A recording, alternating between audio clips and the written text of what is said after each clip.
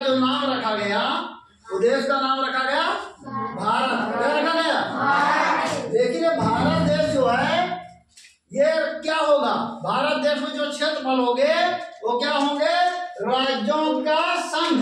जो हमारे भारत देश का नाम है वो संपूर्ण राज्यों का संघ। जो राज्य हैं उनसे मिलाकर के हमारे जो देश का नाम पड़ा पूरे संपूर्ण राज्यों।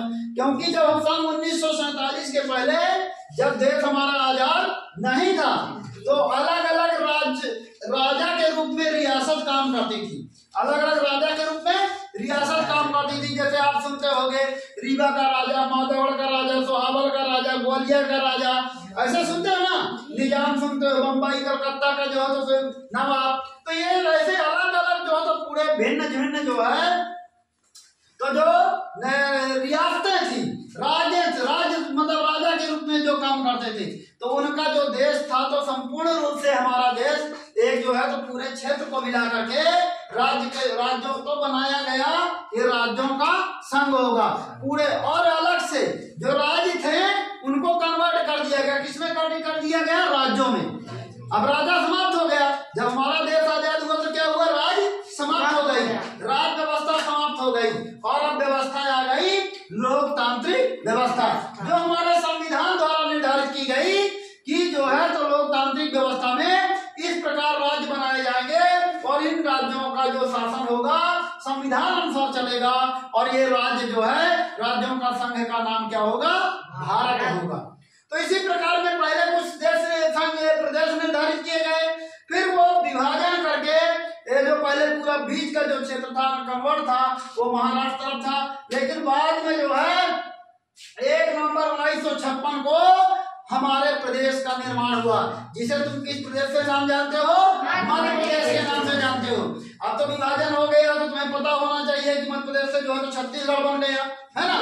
तो 1 नवंबर 1956 को हमारे मध्य प्रदेश का स्टेट जो मध्य प्रदेश राज्य है उसका निर्माण किया गया।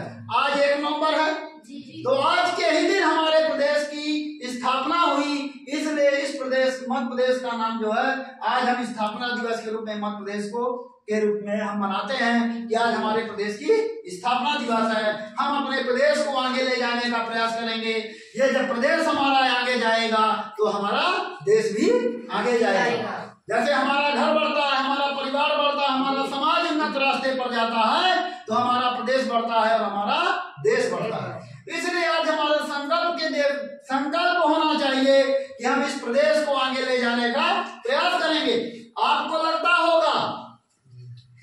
लगता होगा कि मैं इस प्रदेश के विकास में कौन सी भूमिका अदा कर सकते हैं, क्या दे सकते हैं। आप सोच सकते हो कभी कि प्रदेश के भूमिका में आप क्या कर सकते हो? बताओ क्या कर सकते हो? बताओ, किसी को मालूम है क्या कर सकते हो प्रदेश भूमिका में? आपको कौन सा काम दिया गया है? आपको पढ़ने का काम दिया गया है, शिक्षा का काम दिया गया है। यदि आप शिक्षित हो जाओगे तो कल वैज्ञानिक बनोगे, कल आप जो है तो एक सेना में कमांडर बन सकते हो, हमारे देश की रक्षा कर सकते हो, कल आप राजनेता बन के हमारे समाज को, हमारे देश को आगे ले जा सकते हो। आपको लगता होगा कि मैं प्रदेश के विकास में क्या कर सकता हूँ? आप प्रदेश के विकास में बिल्कुल सहभागी बन सकते हैं। कैसे? पढ़ करके। कैसे? पढ़ करके। जब आप पढ़ेंगे तो आप वैज्ञानिक बन सकते हैं। अभी देखा होगा कल्पना चावला ने हवाई जहाज उड़ाया, अभी देखा होगा चांद में भी गया था ना, है? तो विक्रम लैंडर गया था तो कौन बनाया? किसने बनाया? आप जैसे पढ़े लिखे बच्चों ने बनाया है। तो हम विकास में सहभागी हो सकते हैं। तो यार संकल्प लेना चाहिए कि हमें यदि माता पिता ने काम बंद किया है शिक्षा ग्रहण करने का तो हमें पढ़ना चाहिए। तो पढ़ करके हम उन्नत राष्ट्र को ले जा सकते हैं, अपने प्रदेश को और देश को ले जा सकते हैं। और अभी ये लिखा हुआ मतदाता जागरूकता हेतु प्रेरणा। आप इतने समझदार हो कि आपको क्या करना है?